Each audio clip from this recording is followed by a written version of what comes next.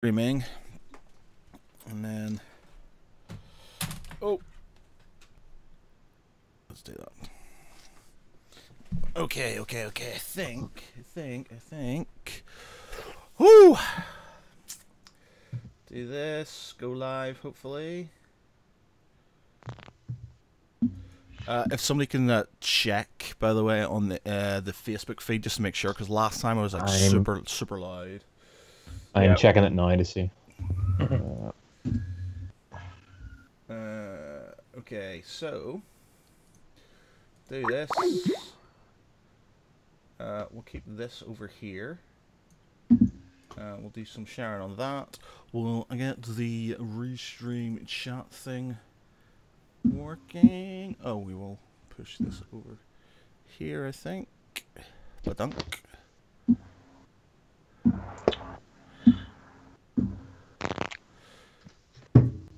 There we go. Yeah, oh, side. Sounds alright then. Level's good. Yep. Cool. Right, so I'll make you. Whoa, Dave's super big. So you guys are in a row. So what I need to do is stick that up there, stick you guys along the bottom. So it works. Okay, let's do that. Whoa.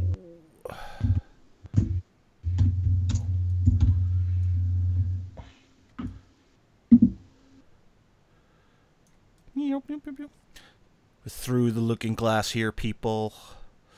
Right, okay. No, you don't want me that big, man. That's ridiculous. There we go. Okay, I think that will work. Whew, alright, let me just share this bad boy, and then we'll get on with it. Okay, so...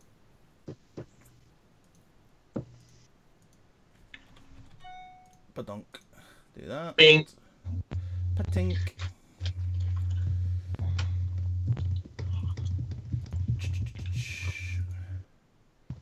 There. Come on. All right. Woo! Okay. Let's kick on to that. Do that. Then we got things sorted. Okay, hi everybody, Matt Geary for the Geek Pride Cast Infinity War special on this Thursday Eve. Nearly didn't make it. First off, it seems that Thanos' click of his fingers and knocked out half of our podcasters. We had like 10 of us. And there's like 5. My brother's still not around. I don't know where he is. He'll probably jump in at some point in time. And something quite poetic about that, man. You know. Yeah, just. And then my internet died. Like literally just like 15 minutes before we're gonna go in. It's like I'm not gonna work. And I did everything, and it was just like nah, I'm not gonna do that. And then. Yeah, I had to unplug something. I'm back in, and it worked. But here we go. We're live. We're here. We're alive. And obviously, spoilers. We're going to talk about Infinity War, maybe do some other bits and bobs.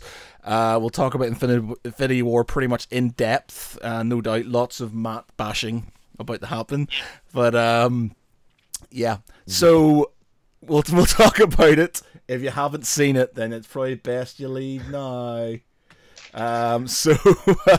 Yeah, let me just check to see, make sure my bro's not online. Mark, no, he's still not around. I think his computer, but hopefully he'll jump in at some point in time.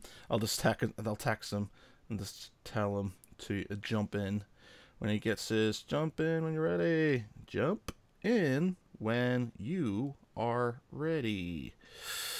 Right, okay, so with me on this good eve to talk about Avengers' most recent film, the climax of 10 years of Marvel greatness, is Batfink himself, Mark Canty.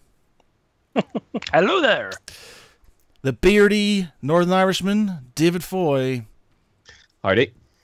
And the Welsh Hulk. Fuck you, Geary. Sorry. I was trying to think of something funnier, and then just sort of kind of caught myself and went, I've got nothing else to say here right now. I'm a classic rogue, Yeah. man. That would be the first time for everything, wouldn't it, Matt? Yes, Pretty that would much, be. yeah. That would be, yeah. Josh, King of the Geeks. Where did that come from, by the way? I seem to look like Kevin Smith every now and again, so it kind of just spun from that. And around my area of Swansea, I am pretty much the king of geeks. So, c'est la vie, such is life. You're very Welsh. Thank you very much. You're very Irish. I know. Oh, I tell you what, man. Rude drinking twat. I, you know what? Before we came on, I had like all this preparation. I was like, right, I'm gonna start early. I'm gonna do this. I'm gonna do this. I'm gonna have great intros for everybody and stuff. And I had them all thought out. And then everything just fell apart in the last minute, and my mind just went, bleh, bleh. The cool thing is, though, on a completely random note, because I'm selling my house, I got a guy around to view yesterday and his girlfriend, and they came around again today for a second viewing, but they brought their parents, and the dad plays cricket in the cricket ground where I am, and goes to the gaming store I go to all the time. And he loves my man cave. He was like, yeah, love this man cave. And I was like, yes. Appreciation. Appreciation. Yeah. He loved it. So his son and the daughter-in-law like walked around, and I sat and talked models to him. My brother's asking how he joins in when we went out to Saddle. Come online and I'll add you. Okay, so how are we going to start it off? Okay, I'll tell you what we'll do.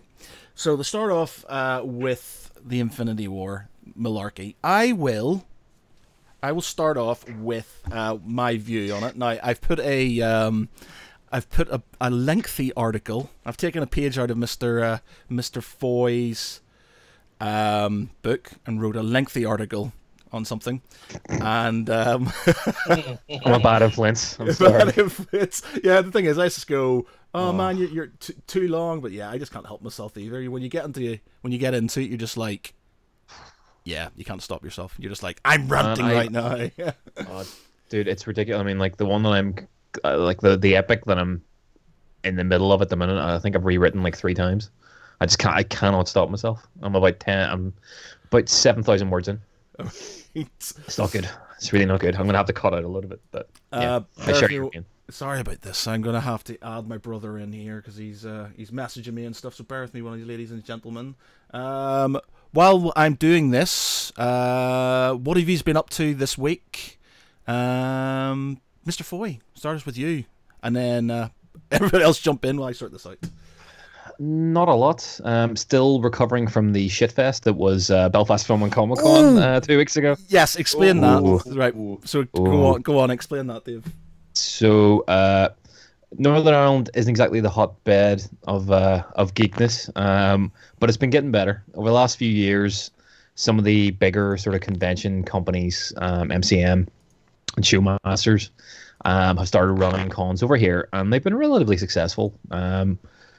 Pulling in a load of people, not attracting the types of stars that you would get in the mainland cons or even the Dublin cons, but pretty decent. But this year, it's really hit the skids. MCM Belfast was cancelled, although there's rumblings that it might come back, but it was cancelled at the start of the year. And then there was rumblings that Belfast Film and Comic Con, which is normally a 2-day event, was cut down to 1 day, and that literally no funding was going towards it, no stars are being attracted, but it would still go ahead. And we just thought, oh fuck it, we'll go ahead, we'll go along just for the crack, go and check out the event, meet up with friends. It's in the Titanic building, which is our convention center, massive building. Every single year previously when this event has been on, it's been packed with masses of stalls, really decently organized. This year we turned up, paid our £7 each, and walked in, and the place was literally a fifth full, with about 30 stalls in the middle of it, and everything else was just empty space. Oof. It was an absolute travesty of even simple things like, the stars. I think there was only like 4 people there. They hadn't even bothered to print out when people would be doing Q&A sessions or when people would be doing photo sessions or anything like that. There was no PA. There was literally proper PA. There was literally a small amp with a microphone and an overhead projector. And it was just an absolute disgrace of an event. They've been getting absolutely slaughtered since then. The rumor going around is that it's essentially been a tax write-off for showmasters, who are obviously trying to put as much funding as they can into the London event. But they're running these regional events now just as a tax write-off to generate funds just to the London Con, and looking at that, I can see why. Mate, I saw that photograph, and I promise everybody he's here to watch to listen to the Infinity War. Good stuff. It will start soon, but I saw that photograph, and I actually thought that was just sort of like a bit of a joke, or you were there early or something, and it was literally nothing there. How they could even justify that as a convention is beyond me. It's actually disgraceful how they could even. I would actually demand my money back. It was ridiculous. I'll be honest. Someone described it better than I could by saying that it was essentially an average Forbidden Planet store with all of the content spread over 30 tables. That's essentially what it was. Fucking great. If it was, the usual pop figures, Pokemon, merch, but literally that was it. And I feel really sorry because there was quite a few local vendors who I really like, and we're obviously trying to make some sort of business and trying to improve the experience for the people over there. But it was just a disgrace. I'm going to try and post a photo up here so people can see if this actually works. While he's doing that, my brother has joined us. Michael, hello. Hello. Computer. Sorry for the delay. Technical problems. It's all right. I think we mentioned. I think Thanos had us. Literally everything was going wrong. Everything was going wrong. I've been on the computer for about the past hour and a half. Just sort of, I got like a new webcam and was sorting bits and pieces out with that. And then the computer decided all of a sudden that it wanted to apply updates and take about 45 minutes to actually put them on. I was like, you got to be joking me, of all days. I was like one podcast I really, really want to be on. I've got, just Infinity War, mania sort of going on and couldn't get on. So I was actually quite relieved whenever you said that you were having trouble with your internet as well. Yeah, so... Gary Scullion, I'm from Sneaky Zebra, has just finished doing his Infinity War podcast. Gary, if you're online and you've finished and you're listening to this at this moment in time, jump on, sir. I'll have another person. Us, Gary. Join us, Gary. It's about to go off, Gary. Join us, Gary. Right. Okay. So, right. What I'm going to do then is I will explain myself. I will explain the article which I have sort of put online. Yes, please do. Controversial. To say the least. Yeah, I will put my point. I will put my point across. Here, this is going to be a regimented and sophisticated debate with none of that shenanigans going on. We will. There's a lot of people here, so we're going to have to take our turn. Right. Matthew. Yeah. So I will say my piece, and I'm not going to go into as much depth as I do in my article. I will, but it's there on the website. But this is it. Okay. So we've all gone and we've seen Infinity War, and it is absolutely amazing. But I was slightly disappointed with the ending, to the point where I was so hyped throughout the entire film. Like, I was just going, "This is fucking amazing. I'm enjoying this so much." Thanos is an amazing bad guy just because he was so measured and so calculating and so, you kind of understood him in a way. He wasn't being a bad guy in like a Joker fashion and he just wanted the world to burn. In a sort of sick and twisted way, he is trying to save the universe by a sort of, if I destroy half of it, more resources, things like that. So the whole thing I loved. I love Thanos as a bad guy. I loved the whole thing. I thought the comedy was very measured. It wasn't like in Thor Ragnarok, which was like completely, as much as it was super funny, it was way over the top, and I think it took the edge off the sort of more poignant parts. I think this had a good sort of level. What?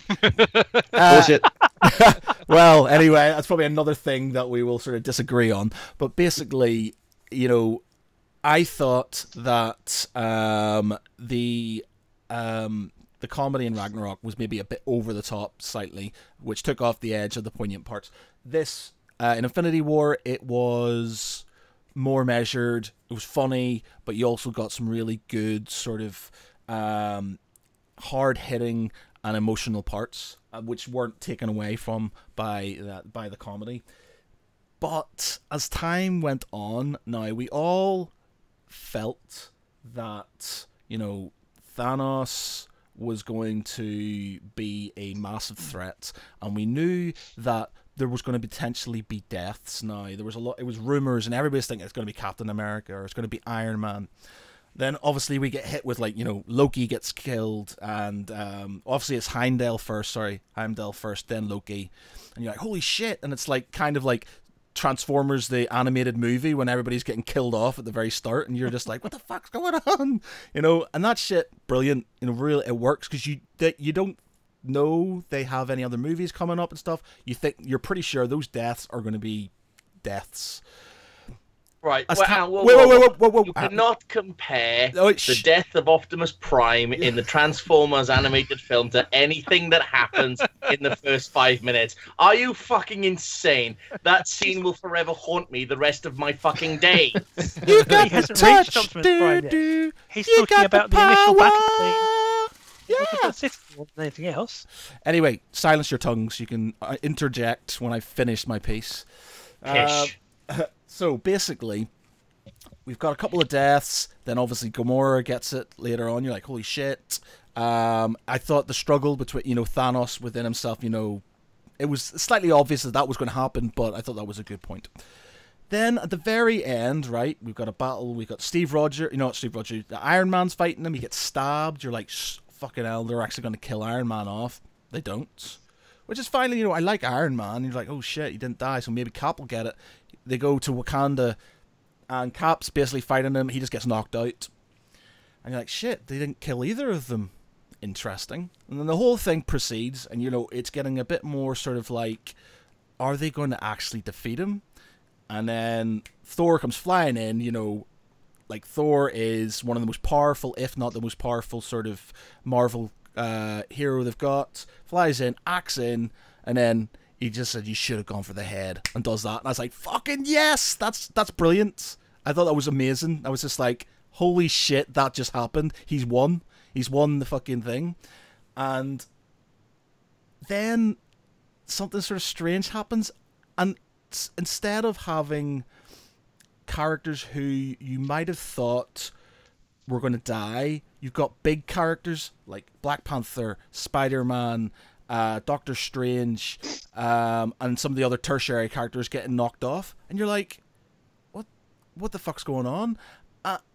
And for me, that took the edge off the entire film, because it was like, if they, like I explained in the article, if they killed off, like if they kind of gone, wow, we saved Iron Man, we saved Captain America, but then they they disintegrate. One of them disintegrates, and then maybe you get a clip of Hawkeye with his family, and then something stops, and then he evaporates, and you get a few other tertiary characters, and maybe one of the other big ones who you don't know has got a movie coming up. Then it would have hit harder and would have made you feel sort of more like, what the fuck did I just watch? Oh my god, are they actually going to survive? Or are they going to come back? Whereas that Spider-Man's got a film coming up. They've been in talks for Guardians of the Galaxy 3.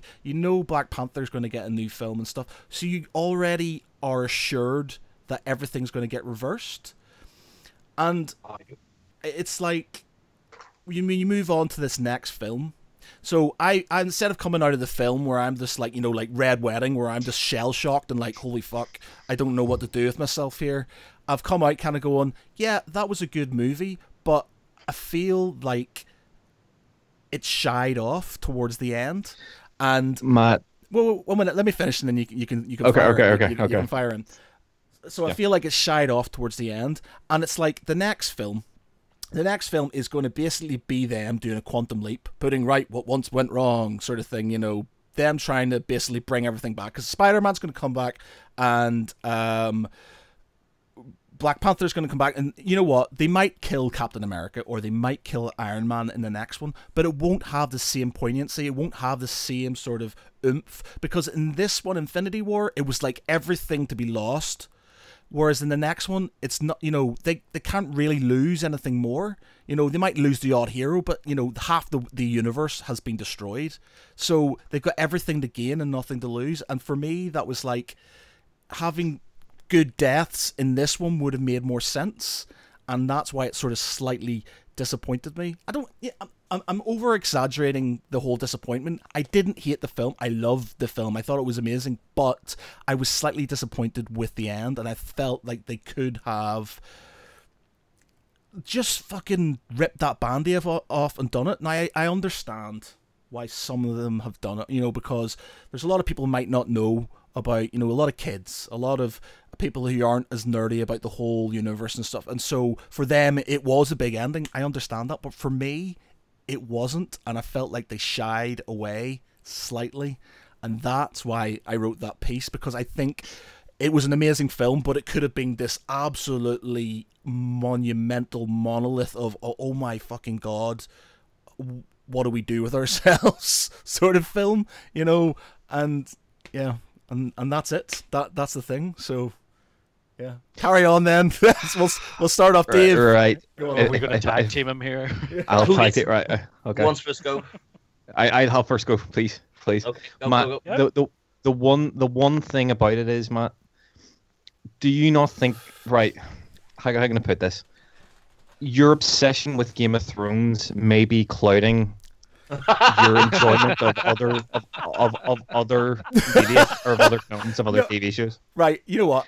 You're upset. Because Game of Thrones, it's almost like Game of Thrones, and the need for the surprise of these mental deaths that can just come out of nowhere has given this unrealistic expectation that every single film or TV show has to have the same twists and the chance that someone could die.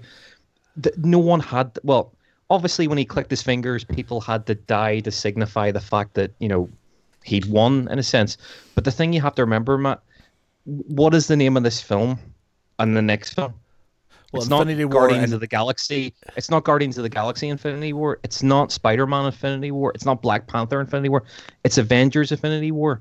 So what they've technically done is they've taken out all of the other supplementary characters. They've taken Black Panther, they've taken Spider-Man, they've taken the Guardians out, and they've left the core Avengers team. In terms of him clicking his fingers, there's no sense that it doesn't have to be a random, okay, just click, half the people die.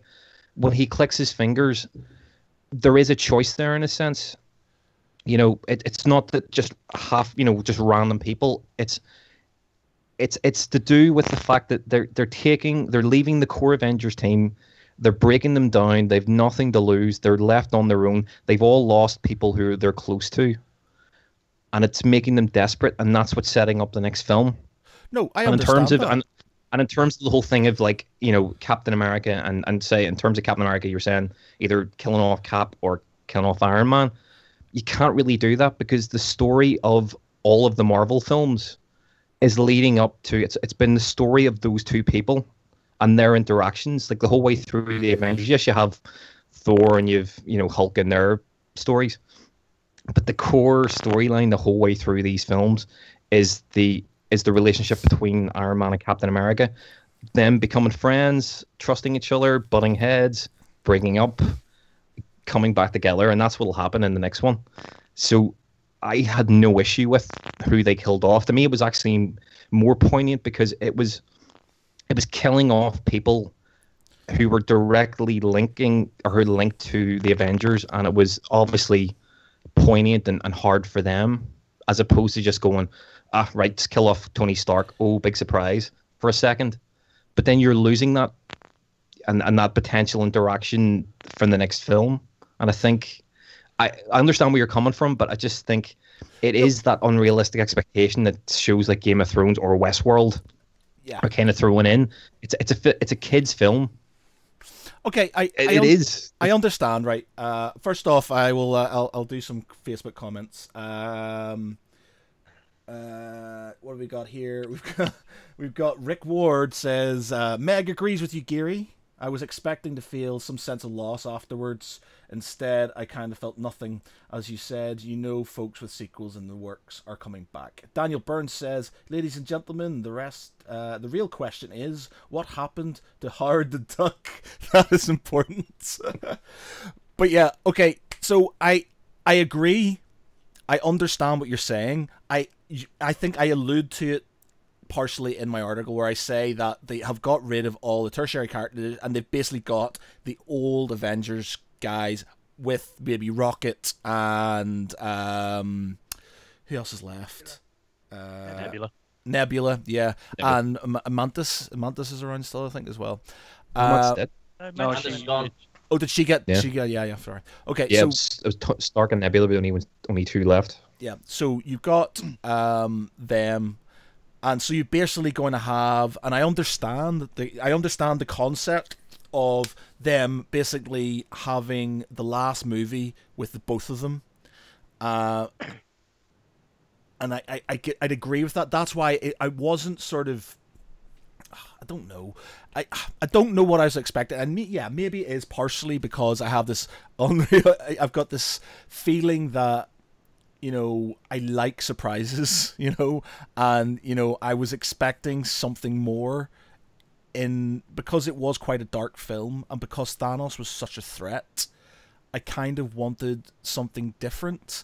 And, if you look at, it's sort of irrational in a way because if you look at all of the 10 years worth of films, even the sort of darker ones aren't really that dark. They always have a sort of ending where where you stand. So why wouldn't this be any different?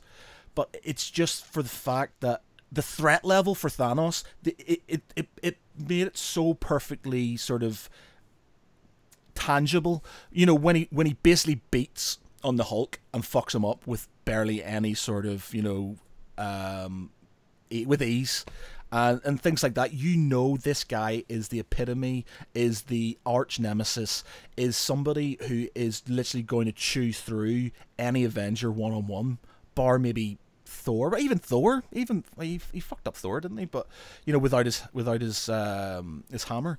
But I just expected something more because it was building up, and there was a lot more going on. People were dying. And people you like were dying, and so I kind of built it up to the case where I was expecting there to be a darker end, sort of a Empire Strikes Back sort of thing, where you're just kind of like, oh shit, what's just happened? And then, deep down I would have known that later on in the second film something would have been remedied, but at that point I would have gone, oh shit, that X, Y, and Z are dead. And I don't know if they're actually permadead or not. Whereas with Spider-Man, it was like, I know he's got a film coming up, so I know he's coming back, which sort of signposted something. And I know, like I said, deep down, I kind of know it's going to work itself out. But it was just sort of like, they had this epic sort of thing happen in front of my eyes, this glorious, glorious film, and then at the very end, it's just like, yeah, he's dead, he's dead, he's dead, and it's just like, oh, right, okay, well, kind of know what's going to go on next and stuff, and it's like, I hope I'm completely wrong. I hope they do something completely, out there, but we kind of know what's going to happen in the next film now, don't we? It's just sort of... Well, I mean, I think you kind of knew, in a way, what was going to happen. I mean, if anybody's read the comic books and things like that, they're going to know. The one thing that I thought, and I mean, the ending actually really did surprise me, but I don't know why it did surprise me, because I actually thought of this when I was going through the film, whenever Thanos is going around and he's collecting all the and I know some of the comic books and things like that, so I obviously knew what happens in the comics, whether that they were going to do it the same way in the films. But the way I sort of saw it was, he has to, the Infinity Gauntlet has to get all the stones in it at some point, and it has to be used. So, in my head, it was like, yeah, this has to be used. Something bad has to happen. Now, I think what I sort of thought would be something bad, he's going to destroy the universe, and then it's going to be brought back, and it's going to have that sort of Marvel usual sort of happy ending, and that it kind of does. But then I think that's why I was kind of surprised whenever it was, for me, like, as you said, like, it's a kid's film. The only other people who've actually died in the Marvel films before this are Quicksilver, I think. Yeah. That, and for Marvel to go from, there usually is, touches a sort of, couple of deep areas every now and again. That one, in comparison, was like, it made the road look like the Brady Bunch or something like that. It was grim, and it was in a good way. But that's the point, though. That's this thing. It's like it's still Marvel-esque. It's still it was. I understand it. Yeah. Well, there's still some of the characters there that you can't really see. I think the ones who haven't been killed by the Infinity Gauntlet, they're ones that are permadead. I mean, that means, like, technically, Gamora, who I would have thought is a pretty key character, especially the Guardians of the Galaxy, and you would think there's maybe a wee bit more to the Guardians of the Galaxy, but that's one of them gone. Now, it's not been confirmed whether she's going to be coming back yet or not, but I you would think basic, she died. Number 3, I think, from what I've heard, the rumors of the Guardians of the Galaxy, it's meant to be based more around her. So that, again, it was just sort of... I know Guardians of the Galaxy 3 hasn't been confirmed, and the new Black Panther film hasn't been confirmed. The new Spider-Man has, but it's like, they have been talking about both of them, and with the success of Black Panther recently, it's unlikely they won't have it. I know it is a very small point, and in no way, shape, or form ruined the film for me. I just kind of wanted more. Like, I wanted something extra. And yes, it maybe is just too much. Like, I'm getting used to sort of kind of fucked up shit happening in Westworld and in Game of Thrones and stuff like that. I kind of wanted something like that to happen, but it was just kind of, it felt like it was going in that direction. I felt like something like that was happening. And if we think about it, there isn't really a difference between Spider-Man, Black Panther, and people like that dying, compared to Cap or something like that dying. It's effectively the same. It's just that for me, I don't know. When I came out, it was hard to explain. I couldn't justify it with myself until after, and I'd thought about it. When it came out of the first Avengers film, I was like, oh my god, that was the fucking best thing ever. Blah blah blah blah blah. Just like super, just psyched throughout. Infinity War, I was psyched. I was like, oh my god, this is fucking top. But at the end of it, I felt slightly subdued, and it was getting to me why I couldn't sort of go, holy shit, that was amazing. And I could only put my finger on that as one of the reasons, and it sort of slightly took, like I said, the edge off it. Like I said, I'm not insulting it as a film. It is definitely one of the best best Marvel films, if not the best one. But it needed, I just felt like it needed something more at the very end. But I think there's one thing you're missing, Matt. This was originally one film, not two films, wasn't it? So Yeah. they broke the film in half. So what you've got, they've kind of had to stretch the pacing out. They've rushed a bunch of it to fit into the first part. What we've got, the older Avengers that we know they've extended their contracts, but they're kind of going. So what they've done is they've kind of done a delayed gratification thing. They've put off till next year us finding out their ultimate sort of fates. We know that Dr. Fate's coming back because that did so well. We know Black Panther's coming back, but with no Black Panther, we get maybe a bit more from Okoye and Shuri and so on, who are also big fan favourites. We also have the option that we know that of the 16.6 billion outcomes that Doctor Strange went through, one of them, obviously, that came out right, was reliant on Tony. And so it was bittersweet, wasn't it? He didn't seem particularly enthusiastic about it when he'd managed to set up to save Tony. So you kind of get the feeling that with Tony being tied to Thanos, with all those dark visions that led to Ultron and everything else, that they've kind of delayed the dark stuff and pushed it back a bit for next time. And it's almost as though because they knew people like you were going to be waiting for them to die gloriously and messily, what they've actually kind of almost done is pushed it back. Well, I see and made you wait. But that's the thing is, this is another issue. It's like, I didn't, I like Captain America, I like Iron Man. I think they're brilliant characters, and when they end and we don't see any more of them, it's going to be upsetting because I enjoy their movies. I enjoy, them as actors. Chris Evans, Robert Downey Jr., brilliant. And if they did get killed off, I'd be sad. I'd be heartbroken because I like those films. I just felt that I think it's maybe because I'm failing to envisage how the next part of the film or the next film is going to go without it basically being either it's a dream or it's the reverse time and they bring back, and then maybe Captain America or something, they sacrifice themselves to do that. Maybe it'll be like a mirror image of the first Avengers film, where basically Iron Man, where he came out of the portal and they stopped the portal basically in the first one. It'll be something along those lines, so it will mirror that. And as much could it be? Sorry, could it be like the second one? Obviously, Age of Ultron. Do you know Stark's vision that he has of all of the Avengers lying dead? That's but again, it's the core Avengers, not anyone else. Yes, I buy into that, but what I'm trying to say is, I think that movie, I think Infinity War as a movie set up a death for them.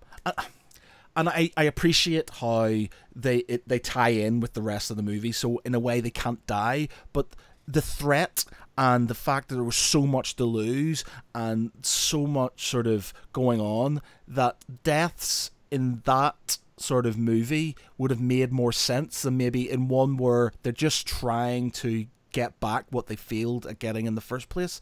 And so it's like they had everything to lose in the first one. In this next one, they don't have much to lose. It's not like Thanos is going to make anything worse, because in the end, he's not a he is a megalomaniac, but he's not the sort of bad guy who's wanting to go carry on and fuck up it. In his mind, he's done good for the universe, and so they're just kind of the Moriarty villain. Yeah, exactly. He's more methodical and stuff, and I think in my issue is that this next film, I don't know if they're going to be able to reach the level of Infinity War, and I think any death that goes with that one will be slightly less glorious or less sort of, it won't be as good or as meaningful when they were fighting for something that was effectively the end of the universe, whereas now it's like we're fighting just so we can get back to where we were, and it seems slightly, I can't even think of the words.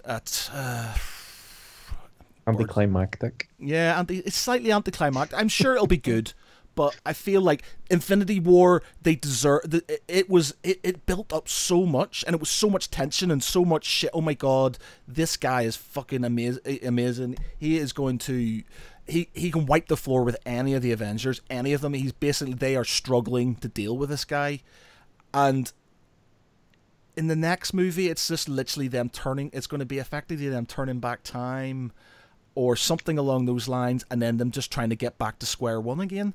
and I don't think they will lose as much, and it won't be as prosaic, and I just don't know. I could be completely wrong, and I hope I am, and I hope that this next movie's just as epic, but I just don't see how it can be, because that seemed like the pinnacle, and that's where my, not annoyance, where my sort of disappointment is, because I don't know if they can carry that, this massive sort of up, I don't know if they can carry that going for this next film.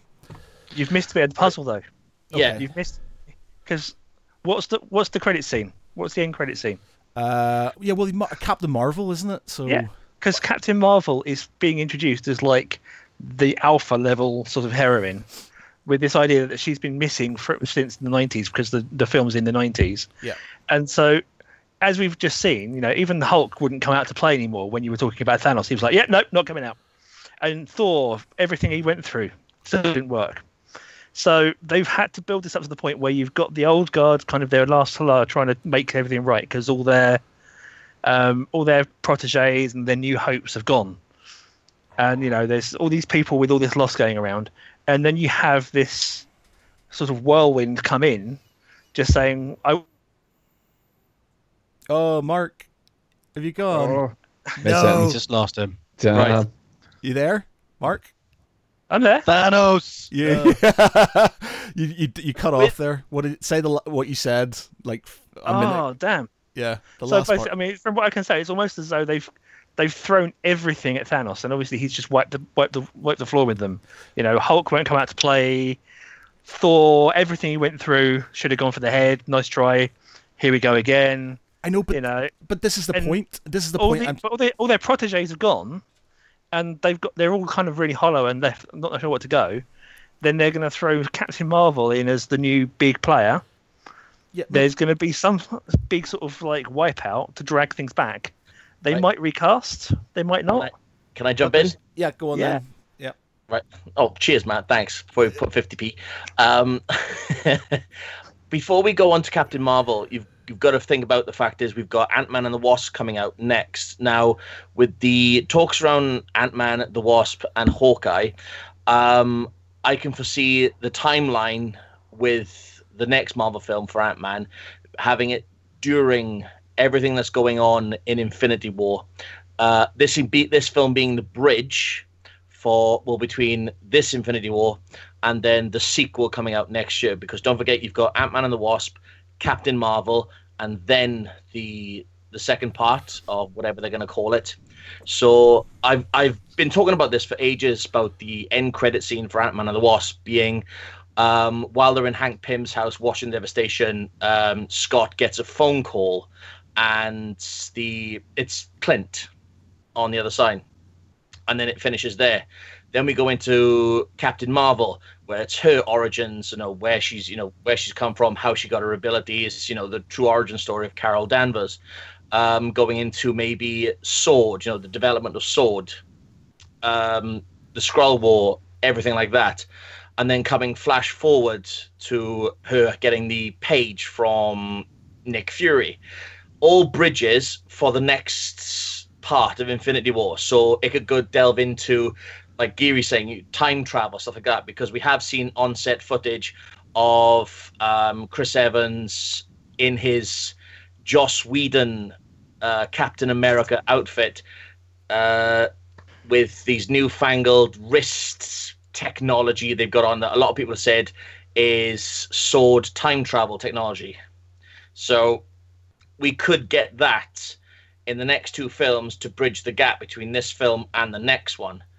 So it's anybody's game. Yeah. We've also sorry. You've also got I mean, I think people are forgetting about Adam Warlock. Gets a mention in Guardians of the Galaxy 2. He's not coming in until no. after the third film. Yeah, He's not coming in third. they've Galaxy- pooped that bit. Because I mean, Galaxy 3. as far as the comics go, from what I gather, Thanos sort of does get a bit more ambitious. I mean, I was actually talking to a friend at work today. Is like, once you've achieved something and you've got to that certain level, and you sort of sit back and go, okay, what do I do now? and then you think of a new challenge, you think of something else to do. So, what's to stop Thanos? I mean, from the comic books, he wants to become like almost like a celestial god or something like that, and that's how he ends up losing the gauntlet in the first place, and somebody else gets a hold of it. And Nebula, yeah, exactly. Yeah, Nebula, who's still alive when that says a lot as well. Yeah. Okay, yeah. right. So, but then the only thing is, as far as we know, Thanos has actually destroyed the gauntlet. Because it's completely fried after he's used it. He's not wearing it when he's sitting down and watching in the sun. Okay, we've got a few comments here, so we'll fire through these and then I'll carry on. So Daniel Burns says, will Nebula have the gauntlet in part 2 to mirror the comics, do you think? Which is just what we've mentioned. Gizzy has said, what if the whole part of the movie after Doc Strange was looking at the possibilities? What if the end of the movie was just one of his possibilities? I think that would be sort of like a Bobby from... coming out of the shower going, oh, I had a horrible dream sort of thing. And I did say that at the end of the film. I was like, what happens if Thanos just comes out of the shower? It's like, oh, I had a horrible dream or something, Well, I've actually got a theory about the Doctor Strange, because he ends up saying there actually was no, there was no way that we were winning this anyway. No, he said there was so one. He said there's one, but later he said there was one outcome, but later on, whenever he's about to hand over the Time Stone, he says there was. He goes back on what he said earlier on. Now, I think my theory is, the only outcome that they actually are successful in beating Thanos is actually losing to Thanos first. Okay. The old suburban commando. Sometimes you got to lose to win. Yeah, that sort of thing. Well, I buy into that. Right, we've got a load of comments here, so I'm going to have to go through these. But back to the point where we're saying, I understand how they're going to bridge into the next movie. I understand how it all is going to work. I even understand how, it could be Doctor Strange's, this is what had to happen. I still don't understand how they're going to top this film, though, because even if they do go back and bringing in Captain Marvel, she is literally one of the most powerful heroes in the Marvel universe, so it's not a challenge, whereas they struggled against Thanos and the struggle was real and you could feel it and it made it a lot more interesting, and that's why it was such a good film, because it was like there was a struggle and you could tell they were trying to work things out to try and beat him. And I just don't understand, if you get Captain Marvel and stronger heroes and things, new technology and stuff in the next one, it's just going to go back to your normal sort of Avengers film where they maybe get roughed up a bit and then they win. I just don't think they're going to get that sort of climactic crescendo of an ending from Infinity War. And then so that's why it upsets me slightly that it's just like it's going to be like this and then it's going to go down slightly. I could be completely wrong, but I don't see how they can top this, and I felt like it should have crescendoed more at the end of this one just to give it that little swan song, or maybe done that. I don't know. Then even if it did crescendo or at the end of this one, then the next one's still going to be, it would actually be more of a letdown. But the one thing that's missing from the film itself is when you actually see Thanos has already got the Power Stone. Okay, we've got a huge chunk of Xandar that was, as Doctor Strange, it wasn't Doctor Strange, it was Star-Lord that said he'd completely decimated Xandar and the Nova Corps. Okay, where was that footage? Where was a flashback to see him decimating Xandar? Are they going to do Nova now? Because I know there's been whispers through the web about how Marvel Studios are now going to introduce Nova into the whole storyline, which, for myself, I can't see it happening this side of Infinity War. But I would have liked to have seen at least a flashback of Xandar being decimated by Thanos. I think that they're saving Nova sort of like Wave 6, and they'll probably hit that as part of it, because obviously the Skrulls and the Skrull Kree War and stuff is being brought in with Captain Marvel to bring that in. So I think the idea is to kind of, they're going to hop backwards and forwards a little bit, and because they're talking about doing a lot more cosmic stuff now, having broached it successfully with Guardians. Maybe like bringing in like the Celestials and things like that, because they're supposed to get they go up against Thanos and get defeated as well. Yes, but then they may also be ducking a little bit of that. Plus, maybe they're going to redraw things anyway with the 20th Century Fox acquisition. They've got to try and think about what they're going to do about the Fantastic Four, the X-Men, all the associated stuff there. So I suspect that even some of the rumors we've got now that we're thinking about things that we think fit in, and possibly even some post-production reshoots and stuff, they may even fiddle with Infinity War Part 4 to try and set some stuff up. So it could be also that they planned it to be a big sort of anticlimax, and everything we're talking about now, they may have already superseded it. Yeah, they're listening to our conversations. Yeah, but it's like I said, it was such a good movie. I really enjoyed it. I just wanted that little bit more. I wanted them to push over the edge. And again, I understand the sort of the contradiction of it all, because in a way then you wouldn't be able to move forward into the next one. But that's just how I felt coming out of it. I couldn't get myself super hyped by the ending, because it just felt like I know those guys are coming back, and it's just like, and for some reason I just couldn't get past it. It was just like, no, can't do it. We know Gamora can come back. Yeah, well, that's it. They all can come back, but they will come back now. We know that, but it's just like, at least sort of the more tertiary character. Like, I would have loved. I think it would just been so good. It's such a good, having Hawkeye. He hasn't been in the movie at all, and then there's like this scene. He's at home with his wife. He's playing with his kids, and in the middle of nowhere, and then suddenly he's like, oh shit. And then he maybe clutches his arm or something, and he starts to disintegrate, and you're like, oh my god, something like that would have just been.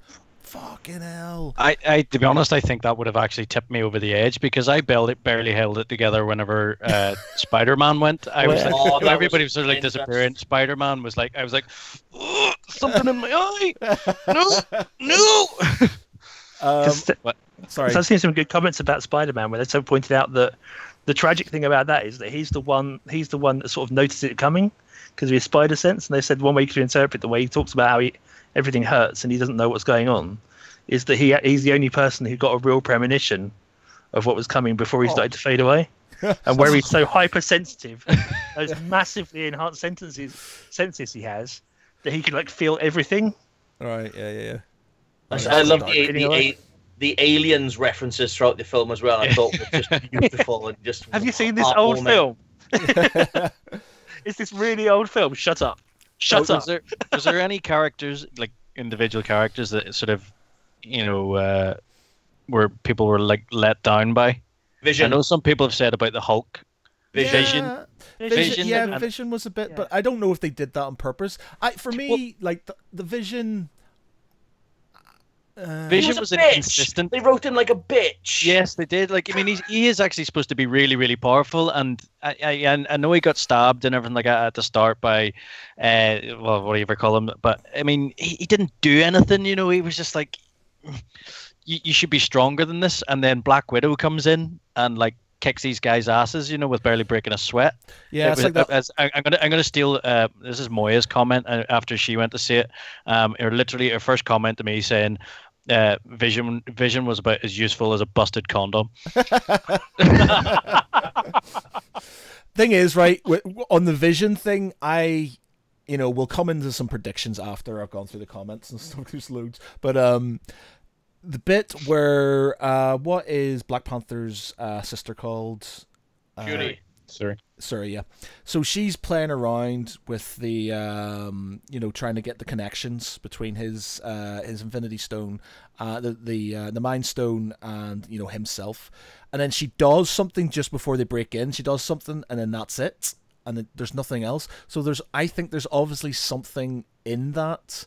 Part of me kind of thinks it's like it's happened and the whole thing's just in Thanos' mind. He thinks he's doing it, but it's not really, because it's the Mind Stone and they're just making them think that. But yeah, but well, no, because that would just be another sort of like I've just coming out of the shower, I've had a bad dream sort of thing. I don't know if that would be a good one, but there's definitely going to be something with that stone, or something to do with that stone, because there's no way they would have focused on her kind of quickly doing something and then just sort of had the explosion and nothing happened. So that's going to tie in, but how it's going to go, I'm not sure. Right, okay, do some comments here quickly. So we've got Rick Ward again on Facebook. I wanted the next installment to be sorry, let me read this properly. I wanted the next installment to have me excited, thinking what happens next, but now I'm looking forward to it. But I'm just thinking, I wonder how they will come back. You know, unknown is more exciting in a sequel. Daniel P says, it was that's what. I can't speak English at the minute. What's going on? Right, let's bring this over here, Matt, so you can actually bloody see. People can see it as well. Say, it was that's why Doctor Strange gave up the stone. He knows Tony has to live in order to have them eventually win, which we talked about. Daniel Byrne says, it would be brilliant if those future films next year would be some time before Infinity War and they don't come back. Nah. That would not be happy. Well, actually, no, I don't know. I don't think they could do that, to be honest. Well, could they? Possibly. Well, we're already being screwed with the World Cup. Yeah, I don't even get that. They'd get lynched by the shareholders on principle, wouldn't they? Yeah. Daniel Byrne says, when it came to Carol Danvers, she is meant to be the more powerful than the hero roster we know. What I want to know is how Fury hand-waved her from the previous World End events. Hand-waved? What's Fury Hand-waved? Her from the previous world-ending events? I'm not sure what that means, but obviously gets her. Gizzy says, I think Hawkeye will feature in Ant-Man. Daniel says, I don't see them utilizing Adam Warlock like the comics. No. Okay. No. All right. Okay. So, okay. So we'll go into some predictions then. How do we think things are going to move forward? How do we think it is going to end? 2 words: Chuck Norris. Okay. Chuck so, Norris is all the Avengers. Yeah. I'm still wondering if, obviously, we're talking about the Celestials. Where was the Watcher? I was hoping to see a glimpse of at least Uatu the Watcher come into it, because I know he's supposed to be around for all spectacular and life-changing and history events, but no, not one thing. But we've seen that thing that they jokingly put that Stan Lee is like the representative for the Watchers, isn't he? In one of the credit sequences where he was describing stuff. Yeah, because he always gets a little sort of mention in it, but yet he can be in different universes. So that was Stan Lee being a Celestial? Yeah, there's yeah. Or the help. Okay, so predictions. How's it going to end? What are they going to do next? If you were to write the next film, how is it going to pan out for you? Take car, go to Phil's, go to Winchester, have a nice cold pint, and the whole thing blows over. Yes, the fourth film in the Cornetto trilogy. Yeah, too fucking right. Yeah. I have no idea. Zack Snyder couldn't even write this one. I suspect that we will see the classic Avengers sort of fade away or die off or something like that. But you think about it, for example, if Thor goes to reinstate as the Asgardians, look after them, hopefully we've got a certain female warrior to come in and take his place. Valkyrie. So where did she go to? Yeah, where she in there at all? Where was she? He said that he killed half the Asgardians. Yeah. So you have to assume that she was with the other half. It's already been stated by the Russo brothers what happened before, obviously, the film starts, of Valkyrie's fate. So he's already killed Valkyrie, Korg, and Meek, and like the rest of them. They're gone. Oh, okay. Might have missed that one. I will link. So they killed them off without any sort of, So screen. you've got some pretty powerful characters there, and they're all dead. I know, and Korg just had pamphlets printed as well. To be fair, he probably didn't proofread them properly, so no loss. Yeah. I don't know. I think there's going to be noble deaths and sacrifices. Yeah, well, that's it. I feel like it's going to happen. You know, they're going to have it, but I just, again, this is the whole point. I just don't know if it's going to have as much gravitas as it would have had if it was in this film. I just don't. I think you're going to have Captain Marvel's going to come back. You know, something's going to have to happen with the Mind Stone. There's just definitely something's going to have occurred with that. I don't know, it might be the Soul Stone. It might be the Soul Stone becomes the key with the whole sacrificing something you love. Or it could be the fact. I think somebody's mentioned that, you know, he realizes himself what he's done and then tries to maybe save Gamora or something. Well, or there's a bit at the end, wasn't there? On the Soul Plane. You know, was it worth it? Yeah, what did you and that's what did you literally just as use? he's clicked his fingers. Everything, yeah. And Ask so, the Red Skull. So yeah, it could be that maybe he does it himself, but then if he does it himself, then there's nothing really to defeat because he's realised that he's been a bad boy and he's reversed everything. So it can't be that completely. But you know, it's like he's just sitting there on his stoop with his 40, you know, and his paper bag, you know, going one for my homies or one for half of the universe, and then you know, the rest of the Avengers who are left turn up and go, "What the fuck, bro?"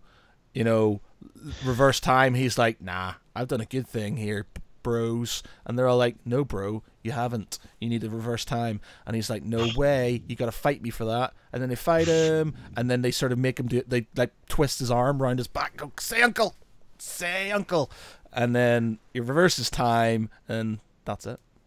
See, so we've turned Thanos into a baller now. This is worse than Orvis saying that he wanted Thanos to become like After the Music, a Hugh Hefner-looking person, showing us his life story of how he came to be. We're not going to talk about Orvis. I just finished listening to their last podcast in Pitch Please, and they spend the first 20 minutes talking about Rasputin's penis.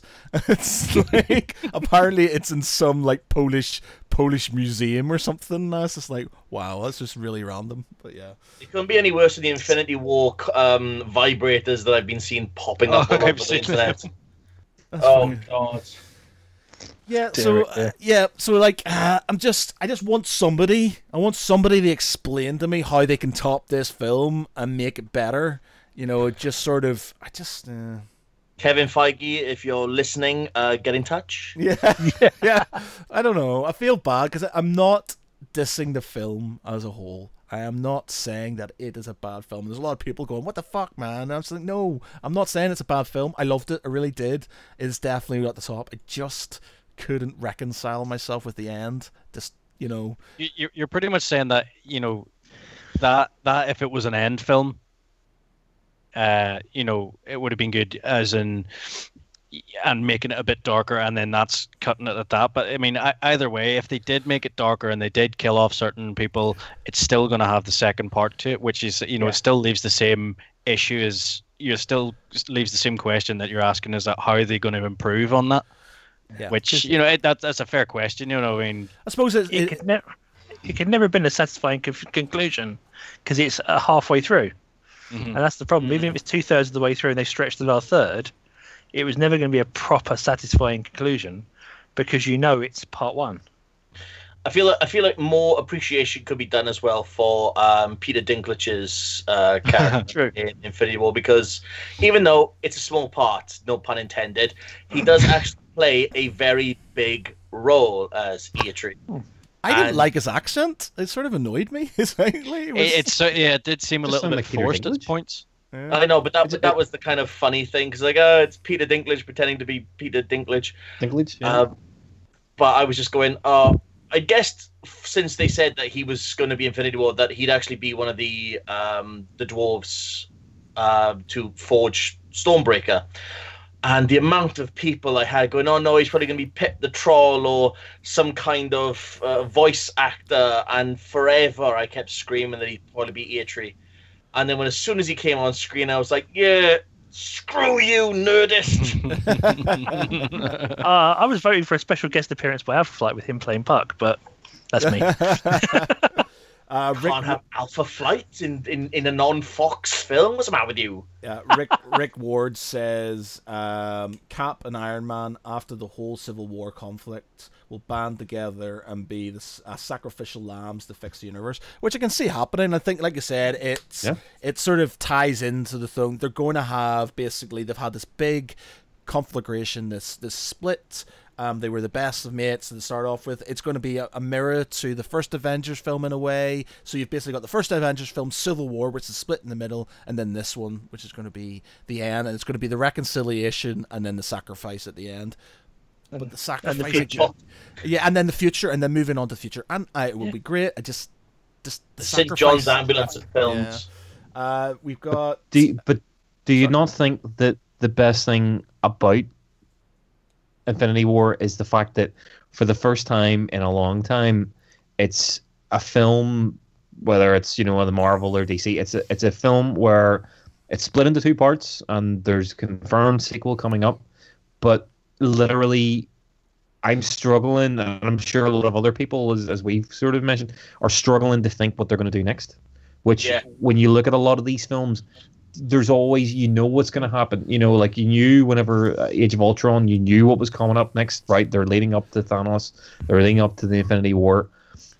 But I'm actually sitting and I'm struggling to think of what they will do. There's, we all have our theories, but to me, it's refreshing that it's there's a film coming out. I can't wait to see it. I'm really excited, but I haven't a clue. I haven't a baldy what they're going to do.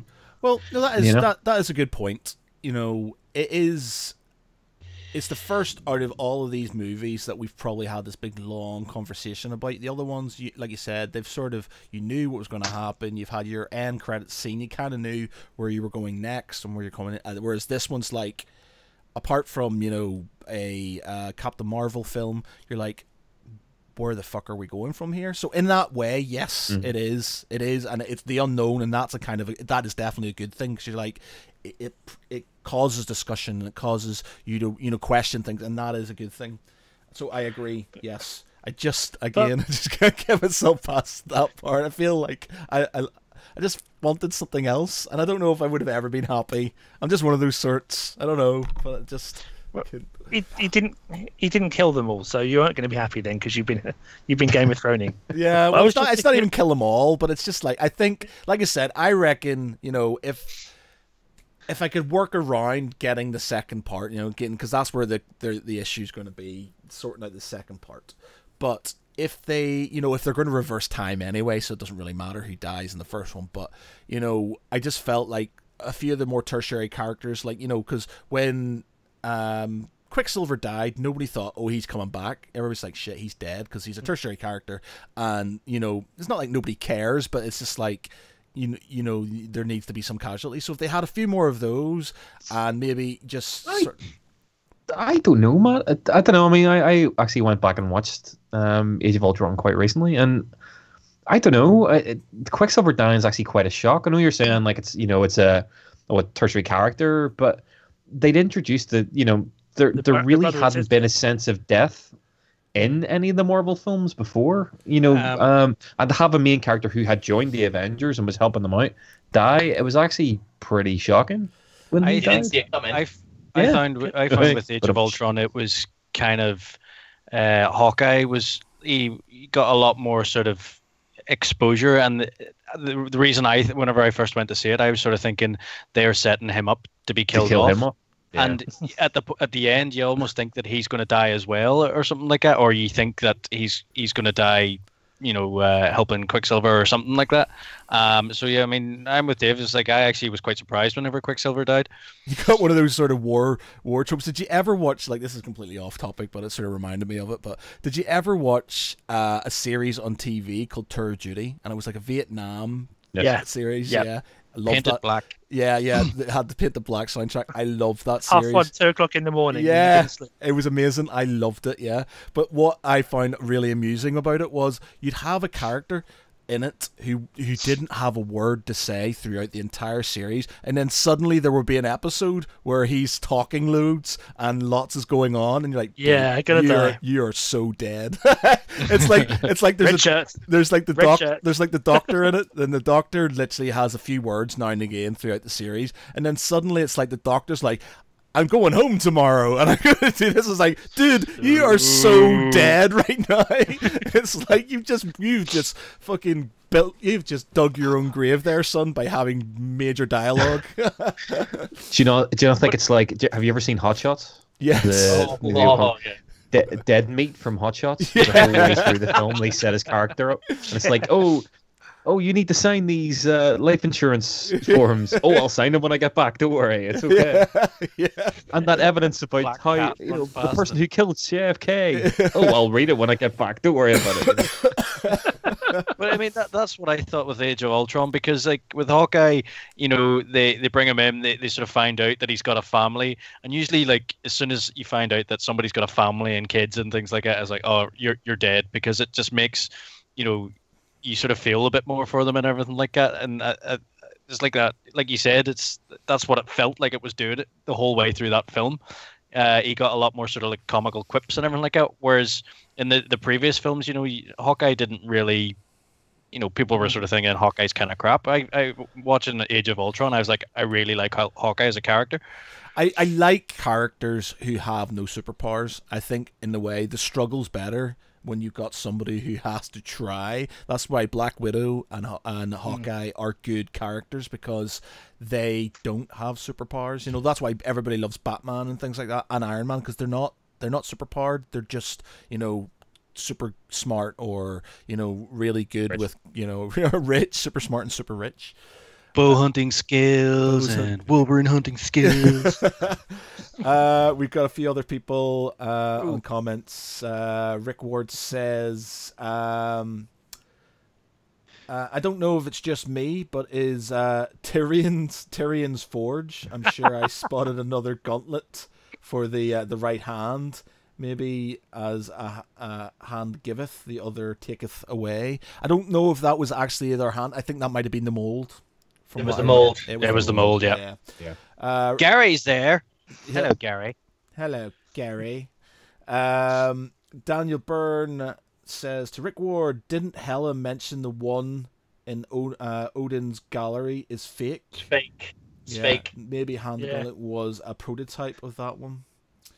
And then Daniel Byrne says, Matt Geary's Infinity Red Wedding. How fucked up would that be? If you want to mess your kids up, let's go and see this. Holy shit! Everybody you've ever loved is dead, all of them, and they're not coming back, kids. That was they're not coming back. It should have just been an end credit with George R.R. Martin laughing. Written by George R.R. Martin, and then just him laughing at the end. It's like, no, he's done it again. Matt, There was one thing. Yes. Sorry. One thing we haven't mentioned. Yeah.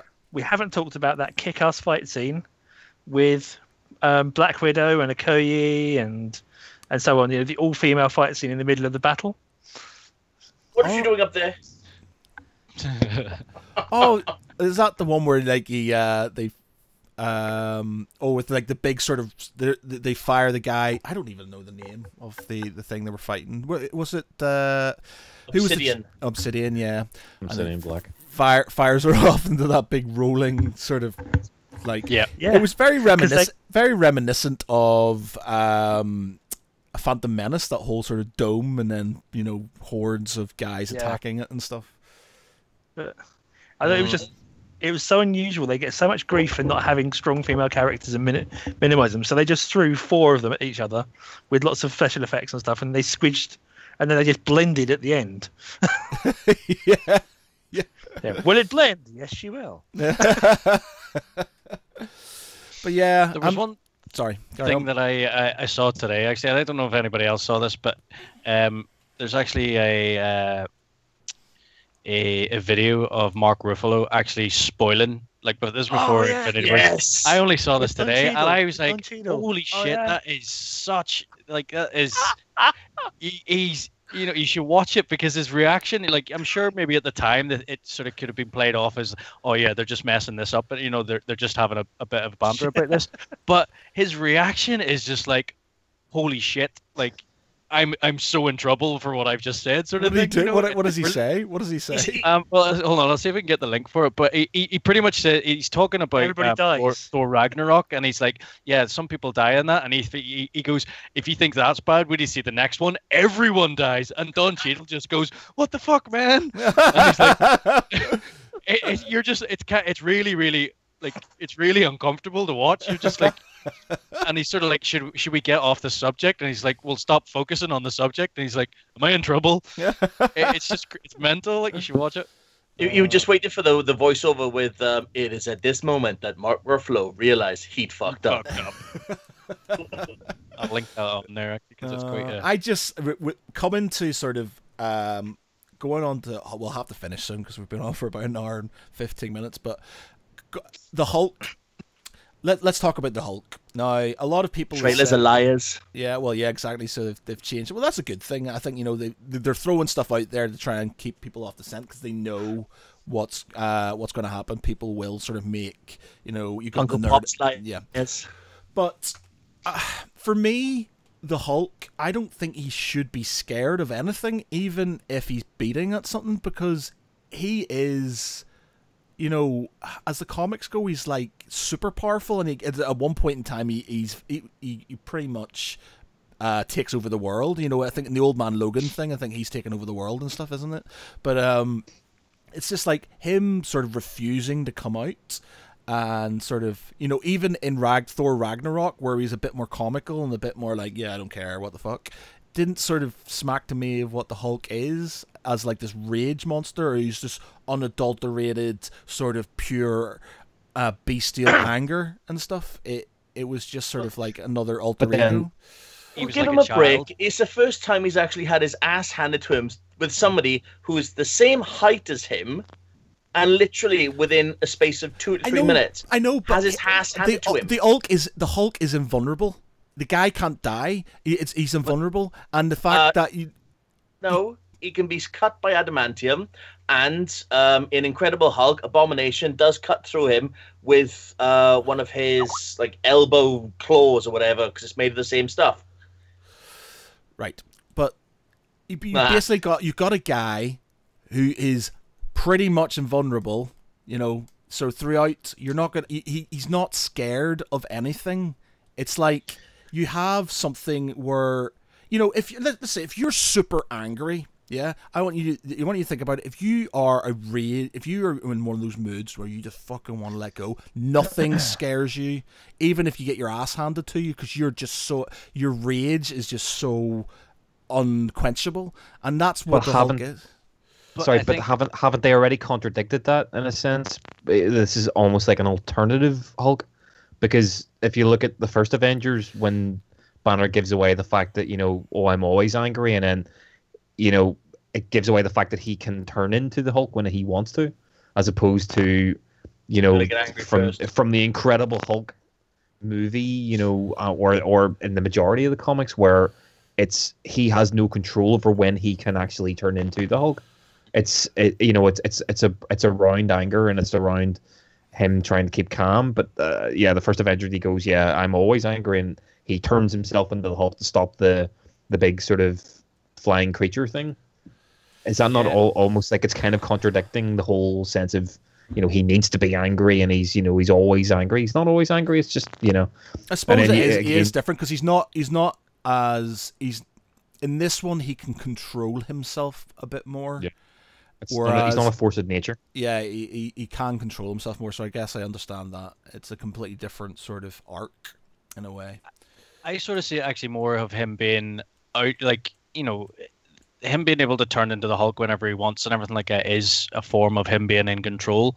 The way I sort of see the Hulk is like as a big child, and kids are stubborn. So they're not, they can be angry and they can go crazy and everything like that, and they can be completely out of control. And then whenever, sometimes they'll do what they're told and sometimes they won't.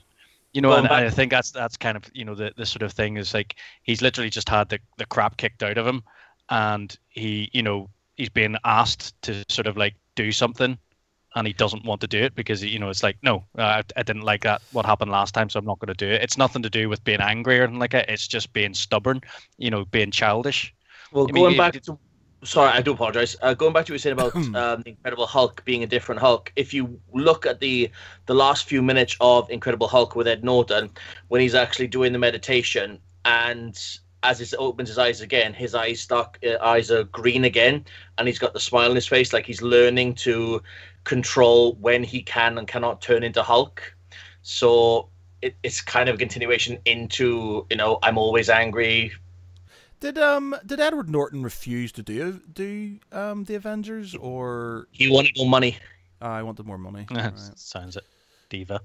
Yeah. Well, yes, he wanted to be top billing with Robert Downey Jr., and they were having none of it.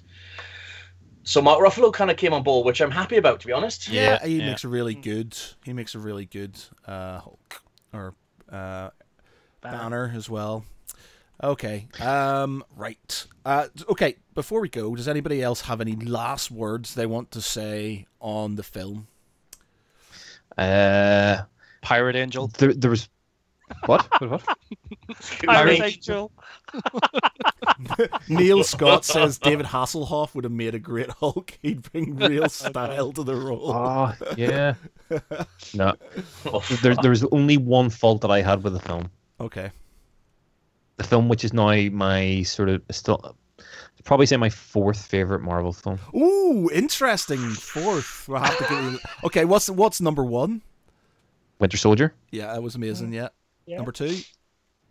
Thor Ragnarok. Really? Incredible. Really? Yes, it's incredible. Okay, where's number Yes. 3 Avengers? No, Civil War, probably number 3. Ooh, interesting. Very interesting. I liked And Thor then Ragnarok, this. but ooh. No, Thor Ragnarok. I was actually I was mentioning to my girlfriend. The more that I watch Thor Ragnarok, the more that I grow to love it, and the closer it edges to Winter Soldier. Winter Soldier is the ultimate because it's the James Bond secret agent of superhero films. It's incredible. Everything about it is phenomenal. Yeah. It's so different than everything else, and that's why I love it. But Ragnarok is just growing closer and closer to it. It's everything. It's the tone. It's the cinematography. It's the natural chemistry of Chris Hemsworth is one of the best comedic actors in the world right now. He's incredible, and it's the sort of the, you know, him and Tom Hiddleston, and even, you know, we call her Kate Blanchett is fantastic in it as well, with that sort of comedic edge. It just works incredibly well. What I was about to say was the one fault that I had with this was that when Thor came back with Stormbreaker, they should have been playing Led Zeppelin. That scene would have been The Immigrant Song. Yeah. It would have made that scene a million times better with him. About Lord of the Rings, that song, actually. There you go. Yep. Query. Did anyone notice that Hila's now a Disney princess? Because think about who her dad is. Awesome. Amazing. I really wanted Michael Penna's Luis from Ant-Man to basically summarize what's been happening since Ant-Man up until Infinity War, just to, you know, lay it out for everybody what's going on. It's like, you know what I'm saying? I'm just getting really excited, and this is what's been happening. And I would have loved it if he would just come on screen before the entire film and just started rolling with it about everything so far. I would have campaigned to hell for that. Okay. Before we go, I'm going to hit all of these. I want one sort of one bad point, if you can find anything, even if it's a small niggle, obviously, about the film, and the best part of that film for you. So Infinity War talking about, obviously. So Mark, so your bad point, if any. Bad point probably. It's probably just going to come back to, I was really hoping to see Cap with the proper shield again. Yeah. Yes, the shield. I just that iconic thing. He still had the harness on and everything. No shield. But the only thing is about this one. He's not actually Captain America. He's Steve Rogers. He was technically he's technically Nomad. Sure. I think that's where they go on to. He turns into Nomad. They were hinting Nomad, weren't they? But yeah. I would have just loved that just to have him sort of going into battle with all that going on with the proper shield, not the little hand shields. I think was my little I love to have seen just for that iconic moment. As for the best bit, I don't know. I think possibly Spider-Man. Just in general, Spider-Man. Yeah, I just think that it felt better. It felt like he'd moved on, and he had that sort of the rebellious streak. Just try to get rid of him. He keeps coming back. He contributes, and he just, even with his delight in all these weird and wonderful things he keeps finding in the suit, it just felt so enthusiastic and so positive. Okay, Dave. So you had your bad point. Well, no, I was kind of joking. I think the only bad point that I had, I don't know, it was maybe just a screening that I was in, but I think the first battle between Iron Man, Strange, Spider-Man, and oh god, I remember his name, but the big sort of guy Wong? from Proxima Black. Yeah, I thought it was a bit sort of, the cinematography was a bit shaky and a bit weird, and it kind of took me out of the moment in terms of the fight. Do you know that? When Stark's walking out of the New York, out of Doctor Strange's sanctuary, and everything's going mental. I don't know. It's something about it that whole scene I think was a bit sort of shaky. It was a bit in terms of the way it was filmed. And that's me really nitpicking. In terms of the best scene, I think it was the moment that really got me sort of like fist pumping, like, oh fuck yeah, when Cap catches Proxima Midnight's spear. That was cool. That was good. Which I like him obviously with in the the beard. comics, I like the more beardy Cap. oh fuck yeah. Which in the comics, no one can actually hold that spear bar Proxima Midnight. So when he caught it, it was like, fuck yeah. Yeah, I just love Cap coming back. Look, fucking awesome. Because Cap, out of all of the Marvel films, the most blandest character in Marvel history has become the best character in the Marvel films. Yeah. Cap America has been phenomenal, and Chris Evans has been a massive part of that. Yeah.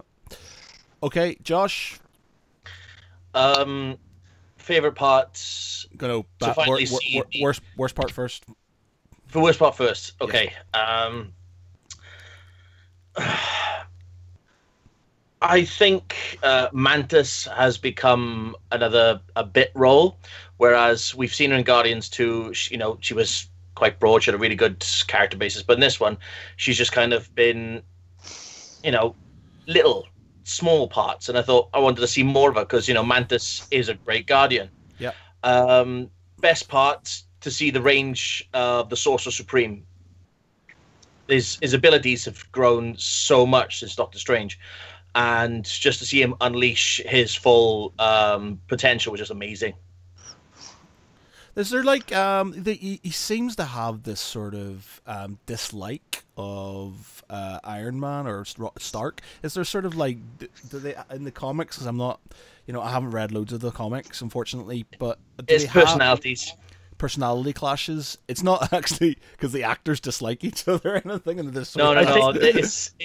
Strange and Stark have always been a clash because obviously they're part of a group called the Illuminati, and they've always had big heads, and they've always clashed with their personalities. Stark being, the eccentric playboy, while Doctor Strange has always been the headstrong Sorcerer Supreme. Look at me. Yeah.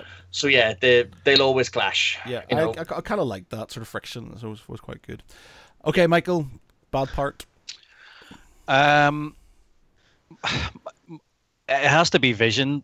It's not even just the character. It was more the sort of inconsistencies of the powers that he's got. I actually, loads of people sort of said, he didn't really do much. I know in like the comics and things like that, he sort of goes off and he starts having a family and everything like that, and he starts becoming more human. I actually quite like that. sort of going down that route. But then whenever it came to the part where they're getting attacked by Proxima Black, he just got his ass kicked, and he's actually a really, really powerful character. He destroyed Ultron, with the big laser from his forehead, and yet he couldn't fight, a few of these guys. And as I said earlier on, fair enough. Like, not saying that they're weak, but they're different types of sort of fighters. You got Black Widow and everything came along and kicked their asses, pretty easily. I know he did get injured at one point, but it just didn't really fit for me. It just seemed very inconsistent, in comparison to how he's been in previous films. Best. There's so many in it. Like there was Thor. I thought had the best comedy lines and things like that. Maybe close followed by Drax and his slow movement and his visibility and all that sort of thing. Yeah. You've been standing there for an hour. But personally, I think Thanos was just phenomenal. Like, I mean, I think everybody agrees. I love seeing a really, really good bad guy. And you sort of compared him to the Joker. He's in a way he's. Josh Brolin did a really good job. I thought he was fantastic. I like the fact that he, as everybody said, he's got real reason behind, and he believes in what he's doing. Whether it is a bit crazy, but I mean, and you do sympathize for him. But see, whenever it came to whenever he sort of had to realize that he had to sacrifice Gamora. And you see him actually upset, and it's like I actually felt really bad for him. It was like really started sort of getting a wee bit heart wrenching for me and everything. And it almost to the point where Gamora's like, oh, you can't do it or anything like that. And it was almost like, ha, in your face, bitch. You're going off this cliff in a second. I actually kind of felt more for. Yeah, because you felt good. He's just trying to bring her up. And knowing, because obviously I have effectively adopted children to deal with my my girlfriend's 2 kids, and having the ungrateful child, giving you grief, and you're just like, I'm just trying to do the best for you, child. I'm trying to be a good daddy in a way, and you're just giving me shit.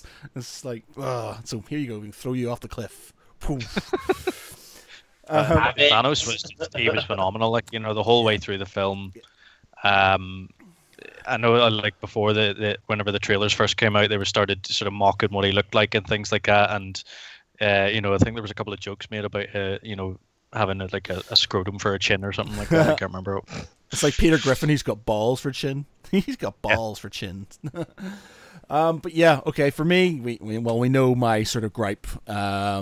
As much as we threshed it out, and I kind of understand. Well, I know I understand, but it's still, for me, that was just a lot of the other stuff didn't really bother me. Hulk not coming out kind of bothered me slightly, but I understood it. That bit at the end, I just couldn't really get past it in a way. I felt like other people dying could have helped it forward more, but again, like we've said, how would it worked into the next film? But the best part for me was when Thanos clicks his fingers. Basically, that part when he says, "You should have gone for the head," and he clicks his fingers. I was like, "Fuck!" I was like, "Whoa! What the fuck?" And I was like, "That was amazing." And it was just like him sitting on the, literally just sitting on the stoop, looking out at the sun. I was just like, "That's dark, man. That's really good." And that for me was the big moment. I was just like, that was the payoff. And I was just like, yeah. In general, Thanos as a bad guy was fucking amazing. I like the multi-layered bad guys. I don't, bad guys who are just out, who are kind of comical in a way, and they're bad guy tropes when they just do stuff because that's what bad guys do. I liked the fact that you had a bad guy who had layers to him, who you could, he had, like I said in the article, it's sort of like, you can tell he's a bit bemused by some of the people below him and stuff. He's kind of fair in a way, in a weird way, and he's sort of like, where he says, I'll give you the stone if you let Stark live. And he says, no tricks. And he's like, no. And so he gives him, and he lets him live. He just, he's powerful enough. He could have probably taken it and eventually killed all of them, but he didn't. He's like, Yeah, right, fair he dues. shows respect for there's times where he could have killed people and stuff like that, and yet he lets them live. He probably sort of thinks, well, yeah, he could kill them now, but if he reaches his goal, it gives them the chance to live. It gives them, sort of 50-50 sort of chance of dying or living or whatever, based on the whole, chaos theory. Like when he says he liked Star-Lord. Yeah. Oh, and my boyfriend. In the end, you've got like sort of a guy who, in the grand scheme of things, isn't really that bothered by what's happening to him. The only true threat to him is probably Thor, with what would have been Mjolnir. How do you pronounce the hammer's name? Mjolnir, yeah. Or so really he doesn't have any sort of equals, and so all these other Avengers sort of attacking him, it's like maybe a lot of bees or wasps or something. It can be painful, it's slightly annoying, but it's not really a threat, and therefore killing them unneedlessly is really just sort of a waste of power and stuff, and he's not really that interested. In the end, it's just another step to move on to his end goal. The fact that like the whole way through the film, up until whenever Thor puts the axe into him, the only injury that he actually gets is like a small cut to the face by Iron Man, and he's like, all that for a drop of blood. Yeah. And it's just like, epic, really good. I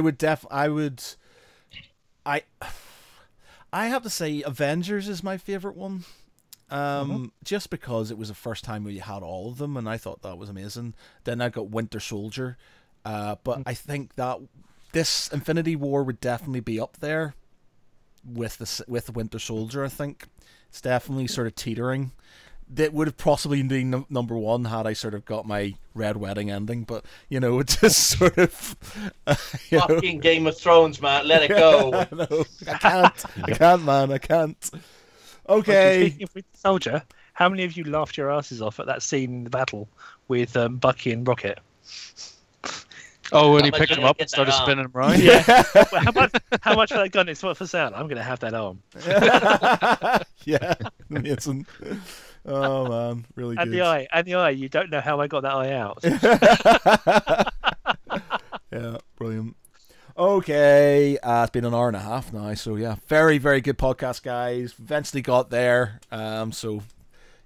thank Thanos, we didn't get wiped out. So thanks everybody who's been watching. We've had a fair few watchers tonight as well, which has been good. Thanks to Sir Daniel and Daniel B, to Meg, to Neil, to all the people, to Rick Ward, to everybody who has commented. Thank you very much for your comments. It's been a very good conversation. We've fleshed out quite a lot. We'll get some complaints, no doubt. Yeah. One last thing is everybody should type in www.didthanos.me. Okay, Yeah. Let's do that now then, shall we? I survived. I was slain. Spared. www.didthaноskill.me. Kill. Spared. What do we got? Yeah. God damn it. You were slain by Thanos for the good of the universe. I'm a dead man. Oh, well. There you go. But did Michael escape? Was it a 50-50 gearing? No, I got wiped out as well. God damn it. What about you, Foy Boy? Oh, I survived. He survives. Josh? Yep. Oh, I'm surviving. What about you, Mark? Survived. Well, I suppose that's about 50-50 in the podcast, technically. So there you go. It makes sense, There you go. But yeah, thank you very much, everybody, for listening. Again, if you are listening onto the podcast later on, please share it with your friends. Give us a like if you're on YouTube or Twitch, and a follow. And we will be back hopefully next week with some other random talk, probably with Mike Orvis talking about penises. But there we go. So yeah, so for tonight, I've been Matt Geary. Mark Canty has been Mark Canty. And still not talking about X-Wing. Oh shit! Yeah, we need to talk about X-Wing. That'll be next week. We'll talk about X-Wing next week. Yeah. Dave Foy has been Dave Foy. See ya. Josh Varney has been Josh Varney. Adios. And Michael Geary has been Michael Geary. Laters. Cheers, everybody, and good night. Cheers, guys. Adios. Bye. Bye.